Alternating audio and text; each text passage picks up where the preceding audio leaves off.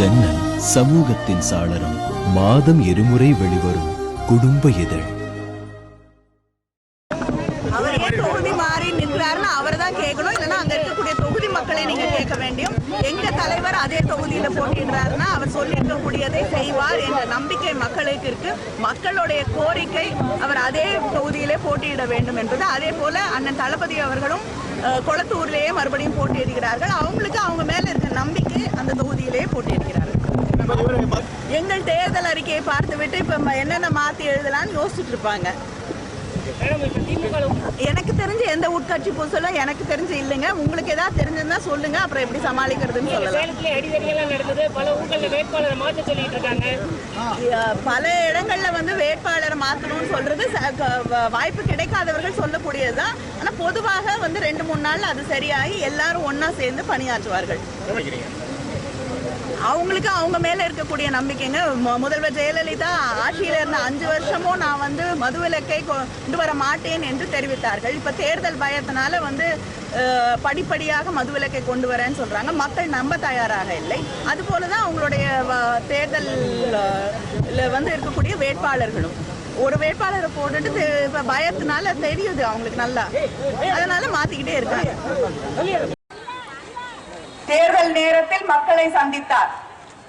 ஒவ்வொரு தேர்தலுக்கும் மக்களை சந்தித்து ஓட்டு போடுங்கள் செய்வீங்களா என்று கேட்பார்.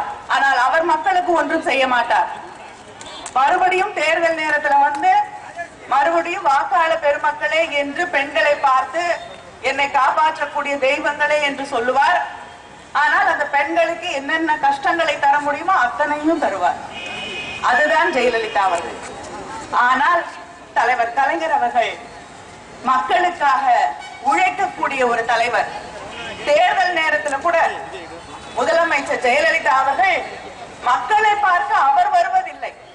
அவர் ஒரு இடத்துக்கு ஹெலிகாப்டர்ல இறங்குவாங்க. அவங்கள பார்க்கறதுக்கு மக்களை அழைத்து கொண்டு போவாங்க. மத்தியானம் 1 மணியாக இருக்கும், 2 மணியா இருக்கட்டும், அதை பற்றி கவலைப்படாமல் மேடையிலே இவர் இருப்பார். ஏசி எல்லாம் ஓடிட்டு இருக்கும் மேடையில. மக்கள் வெயிலிலே காய வேண்டும். 2 பேர் உயிரிழந்த பிறகுதான் இது கோடை காலம் என்று முதலமைச்சருக்கு தெரிந்திருக்கிறது. அது வரைக்கும் அது கூட முதலமைச்சருக்கு தெரியாத ஒரு முதலமைச்சர் தமிழ்நாட்டில் இருக்காங்க.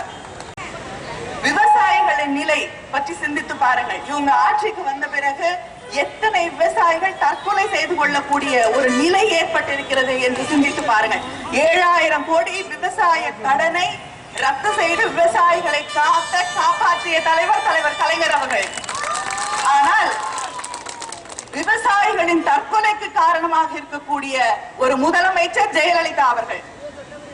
இப்படி விவசாயிகளை பற்றி கவலை இல்லை, தொழில் முதலீடுகள் பற்றி கவலை இல்லை, வேலை வாய்ப்பை பற்றி கவலை இல்லை.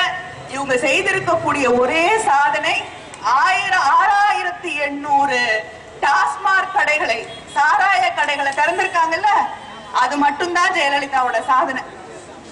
முந்தைய ஆட்சியில 14,000 கோடி டாஸ்மாக்ல இருந்து அரசாங்கத்துக்கு வருமானம். இவங்களுடைய ஆட்சியில 36,000 கோடி மதுக்கடைகளின் வருமானத்தை அதிகரிக்க செய்திருக்கக்கூடிய ஒன்றுதான் ஜெயலலிதா செய்திருக்கக்கூடிய சாதனை. 70 லட்சம் பேரை தமிழ்நாட்டில் குடிகாரர்களாக மாற்றி இருக்கக்கூடிய சாதனையை மட்டும்தான் ஜெயலலிதா அவர்கள் செய்திருக்கிறார்கள். 3 கோடி குடும்பங்களின் கண்ணீரிலே தவிக்க விட்டிருக்கக்கூடிய சாதனையை தான் ஜெயலலிதா அவர்கள் செய்திருக்கிறார்கள். வேற எதையும் அவர் செய்யல. ஜன்னல் சமூகத்தின் சாளரம். மாதம் இருமுறை வெளிவரும் குடும்ப இதழ்.